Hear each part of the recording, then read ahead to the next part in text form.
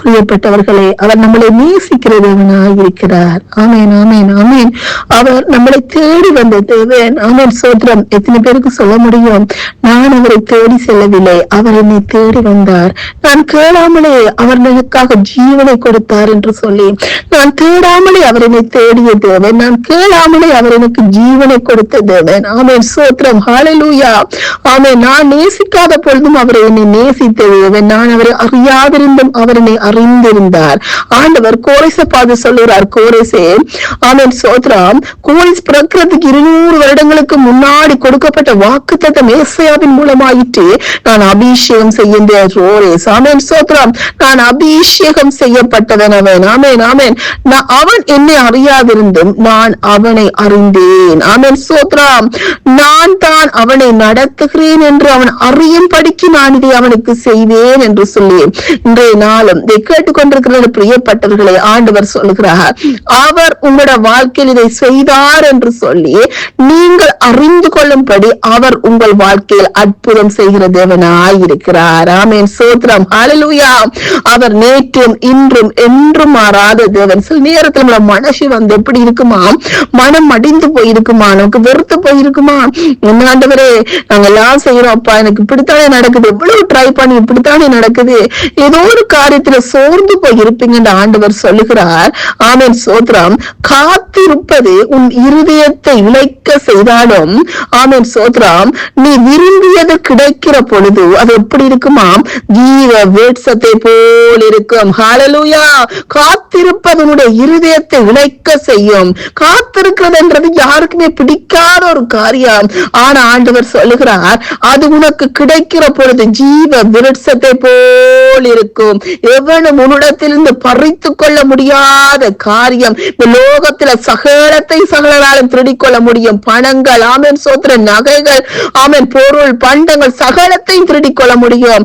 ஆண்டவர் நம்மேல் வைத்த சிநேகத்தை, அவர் நமக்கு கொடுத்த கிருபையை, அவர் நமக்கு கொடுத்த வரத்தை எந்த ஒருத்தனாலும் எவனாலும் எந்த சத்ருவனாலும் வந்து திருடிக்கொள்ள முடியாது. ஹல்லேலூயா.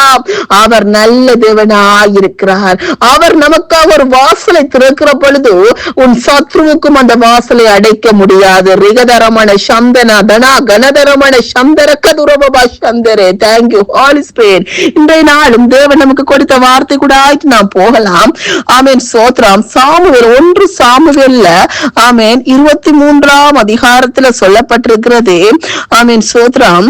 14வது வார்த்தை பாருங்க. தாவீது வனாந்தரத்தில் உள்ள அரணான ஸ்தலங்களிலே தங்கி சீப் என்னும் வனாந்தரத்தில் இருக்கிற ஒரு மலையிலே தரித்திருந்தான். சவுல் அனுதினமும் அவனை தேடியும் அவன் கையில் ஒப்பு கொடுக்கவில்லை. தேவன் அவனை அவன் கையில் ஒப்பு கொடுக்கவில்லை. ஆமென், ஸ்தோத்திரம். சவுல் என்ன செய்யறாராம்? தாவீதை தேடி திரிகிறாரு. தாவீது வனாந்தரத்துல போய் சென்றிருக்கிறான். சீப் வனாந்தரத்துல சென்றிருக்கிற பொழுது அனுதினமும் இடைவிடாமல் சவுல் தேடிக்கொண்டே இருக்கிறான். ஆனாலோ தேவன் அவனுடைய கைகளுக்கு ஆமென் ஸ்தோத்திரம் தாவீதை விட்டு கொடுக்கவில்லை. ஹல்லேலூயா.